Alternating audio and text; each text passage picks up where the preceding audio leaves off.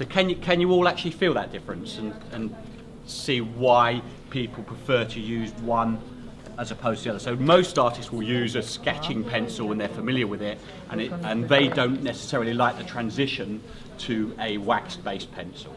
So the colours in Graphitint are very soft, subtle colours, because obviously the base material is graphite, so you're never going to get any very bright, lurid colours with it. But it changes dramatically with water as well. So those of you who made some marks with the Graphitint, if you put some water with it, and just put a speck of water, you'll see how dramatic that change can be when you just add a little bit of water there. The green one to the product. So I would always recommend doing a colour chart if you're using Graphitint and actually pulling out that colour with the water, so you know what you're going to end up with in your final picture, because it can look very, very different. It's a terrific product for underwater scenes because of those hues and the colours you get. They're really lovely for water, but also it's great for portrait work as well. A lot of portrait artists will use Graphitint, particularly dry actually. They use it to do a lot of portrait work with. Would you tend to go light initially and then add the water, from what you've just said? Don't go heavy initially, because obviously when you add the water it activates it. Absolutely, so it can change a lot. Yeah, so it's really, it's good to do a chart so that you know what you're going to get actually. Otherwise you start and then you add the water and it looks totally different. Particularly some of the colours like the rubies and things, they look really different wet to a dry colour. Yeah. So you can use it either with the wet or the dry. The other product range we do, which is very similar, but it's along the same lines, is the tinted charcoal product. So again, it's in 24 different shades, so 12 tin, 24 tin and loose, and it's the same principle basically, only it is actual charcoal with a hint of colour. And again, if you feel that, you can feel how much softer it is than your Graphitint product that you've been using. The interesting thing when we brought this out was how quickly we use a studio artist called Carol Gray who does some of these sessions like David, and when she uses, for instance, a studio pencil, she took all day to do about a quarter of a picture. We gave her these and she did the first picture in 2 hours, so it's very much quicker to work with, and I was amazed actually at how much detail the artist chose to do with this product as well. I thought it would still be quite expansive, but they did a lot of real detailed work with the tinted charcoal. So again, it's a nice product, very quick to work with, adds a new dimension again for students. Yeah, so that's charcoal for those of you who haven't got charcoal block. I think we can probably grab, have we got any wipes anywhere for people after they use them? Oh, sorry, you've got some there, David, great. So basically the principle behind this is, again, it's about big, bold, expressive work. It's becoming more and more popular with people, so it just allows you to make those big, bold strokes very quickly.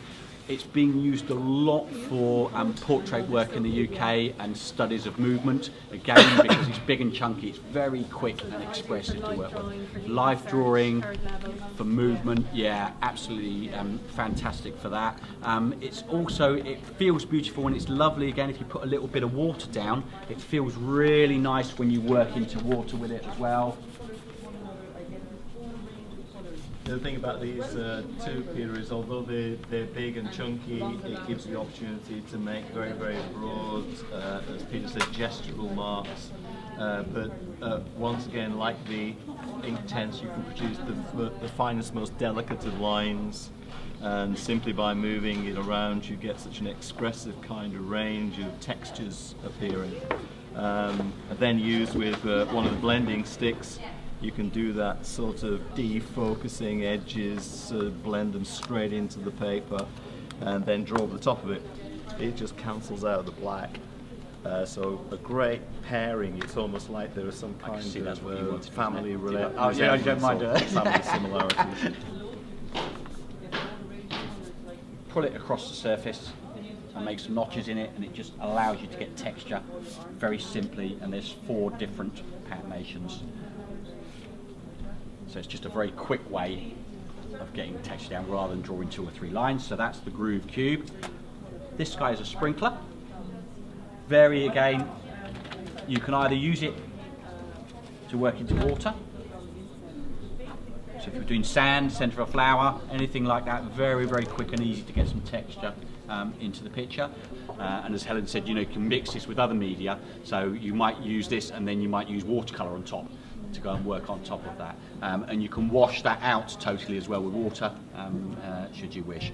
The sprinkler, by the way, is really useful for all the products, so it's great for the blocks that you've seen this afternoon as well, for making really, it's much finer, so we used this, and you can use that to do the same thing. This gives a chunkier flake, if you like. This is much finer in terms of the grate that it will give you.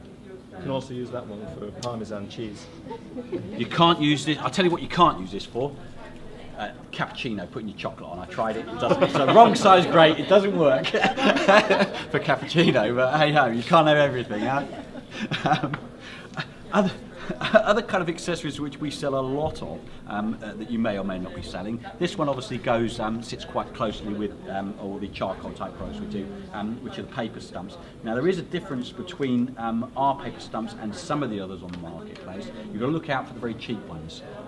They're much coarser than this. This is fine Chinese paper, and because it's so fine, you get a nice smooth blend when you're blending with it. So particularly if you're kind of, some artists like to do very photogenic or I can't think what you call it. Photorealistic type artwork. So you really want that very, very smooth blend, and you need something like a very fine blending stump to be able to do that, and that's what it sits alongside. There are others other than Derwent that do the high quality, but ours is the high quality end as opposed to the lower quality. And it's ideal in the yeah.